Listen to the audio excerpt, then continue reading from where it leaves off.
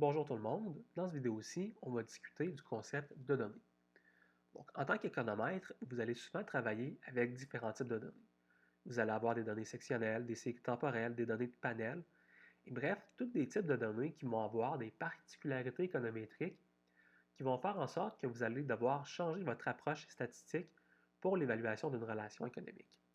Et donc, ce que j'avais envie de faire avec vous, c'était de vous montrer deux exemples de types de données deux exemples de types de données qui allaient vous forcer à changer la façon dont vous allez économétriquement gérer vos données. Les premières, c'est les données standards avec lesquelles vous êtes déjà habitué de travailler, c'est-à-dire que ce sont des données sectionnelles. J'ai donc plusieurs observations. J'ai plusieurs observations dans un graphique entre une variable x et une variable y. Donc moi, j'essaie d'établir une relation entre la variable y et la variable x avec ces observations-ci. Je pourrais par exemple avoir 100 observations dans mon échantillon, auquel cas vous auriez 100 points dans votre graphique. Naturellement, dans mon graphique ici, j'en ai un petit peu moins.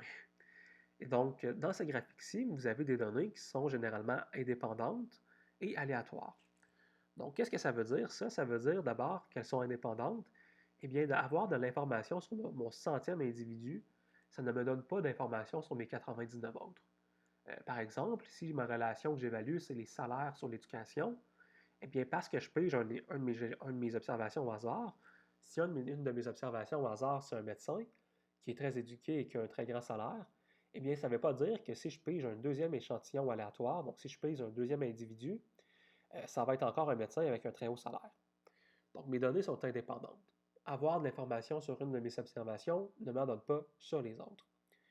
On va souvent dire que ces données-là sont également aléatoires, ou en fait des bonnes données sectionnelles vont devoir être aléatoires, parce que si justement j'essaie d'évaluer la relation entre l'éducation et le salaire dans la population canadienne, eh bien vous avez besoin que mes observations soient représentatives de ces données-là canadiennes.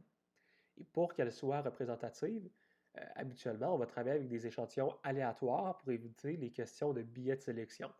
Donc, je vais ouvrir, par exemple, mon bottin téléphonique et je vais regarder, je vais prendre un millier d'individus au hasard et je vais les appeler. De cette façon-là, je risque de me ramasser avec toutes sortes d'individus. Même que là, c'est encore drôle, on pourrait contester que d'ouvrir le bottin téléphonique pour identifier mes gens, ce n'est pas une méthode complètement aléatoire, parce que généralement, les gens qui sont dans le bottin, c'est des gens qui ont un téléphone en ligne sur leur maison. Et donc, ce téléphone-là, c'est généralement des personnes un peu plus âgées. Les personnes plus jeunes ont généralement juste un cellulaire. Donc, il faut être très créatif pour aller chercher des échantillons aléatoires qui sont valables. Mais néanmoins, c'est le genre de données qu'on peut observer et on va créer des modèles suivant ces données-là. Donc, on va essayer de prédire une variable y en fonction de x et ça va généralement être, pour un cours d'introduction à l'économétrie, ça va être des relations linéaires. Donc, on va essayer de dire que y est une relation ax plus b. Et donc, on va essayer d'estimer des paramètres pour a et pour b qui me permettent le mieux possible de déterminer la relation entre x et y. Notez ici que j'ai mis un terme d'erreur. On va avoir l'occasion dans notre cours en économétrie de bien comprendre qu'est-ce que ce terme d'erreur-là signifie dans nos régressions. Donc ça, c'est le premier type de données. Dans notre cours, c'est principalement avec celle-ci qu'on va travailler. Néanmoins, il faut être conscient qu'il existe différents types de données. Donc, on peut avoir des données de type série temporelle. Donc, une série temporelle, ce serait par exemple d'étudier la relation de Y dans le temps. Donc, je pourrais avoir par exemple le PIB.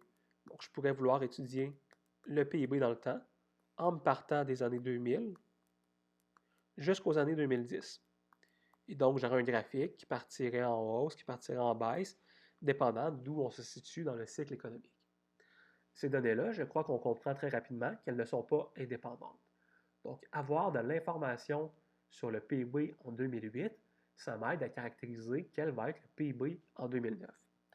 Et donc, le modèle va souvent être un modèle qu'on dit autorégressif. Donc, je vais essayer de prédire YT en fonction de Y au temps T-1. Et donc, ça va être encore souvent une relation dite linéaire. Donc, YT va être égal à YT-1. Notez ici que je n'ai pas de variable X à parler. J'ai simplement une variable Y qui évolue dans le temps. Mais cette fois-ci, elle est indexée. Elle est indexée en fonction du temps. Et donc, plus B, plus un terme d'erreur. Et ça, c'est le genre de données qui va être différente et qui va poser plein de nouvelles contraintes économétriques. Et donc, si vous, c'est quelque chose qui vous intéresse, les données sur les séries temporelles, donc par exemple les séries financières, l'évaluation du Bitcoin, l'évaluation du PIB, si les séries temporelles vous intéressent, à ce moment-là, je vous invite à aller faire un tour sur ma chaîne. J'ai une série complète sur l'évaluation économétrique des séries temporelles. Donc, c'est quelque chose que j'espère que vous allez apprécier si les séries temporelles sont un domaine qui vous intéresse. Personnellement, c'est un domaine qui me passionne beaucoup, les séries temporelles, et j'espère que cette série de vidéos-là va vous intéresser également. Dans ce cours-ci d'introduction à l'économétrie, par contre, on va principalement travailler avec des séries sectionnelles. Donc, les séries qu'on voit ici, et c'est des séries qui vont donc être indépendantes, avec des observations indépendantes, des échantillons aléatoires, etc. Et c'est les celles avec lesquelles on travaille typiquement dans un cours d'introduction à l'économétrie.